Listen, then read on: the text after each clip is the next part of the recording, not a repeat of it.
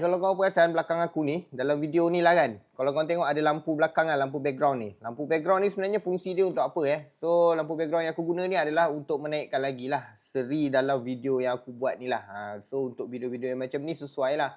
Ataupun untuk mungkin video untuk review barang, memang sangat sesuai kalau ada lighting belakang macam ni kan. Okay. So, untuk lighting belakang ni, ia adalah model daripada Ulanzi. Model dia adalah VL119 RGB LED. Okay. So, dia punya fungsi memang banyak. Antaranya dia ada CCT, kemudian dia ada RGB. So, lampu ni memang sangat sesuai lah untuk mereka yang suka ambil gambar ataupun suka nak buat vlog.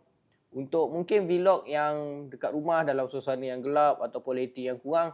So, lampu ni dia akan naikkan lagi seri untuk video korang. Okay? So, kalau korang nak dapatkan, untuk brand Ulanzi ni, memang aku boleh kata kebanyakan lighting aku memang banyak juga guna daripada Ulanzi. So, dia punya kualiti aku memang tak sangkal lagi lah. Memang antara kualiti yang aku agak berpuas hati. So kalau korang nak dapatkan lampu macam aku punya ni, korang boleh tengok dekat bawah.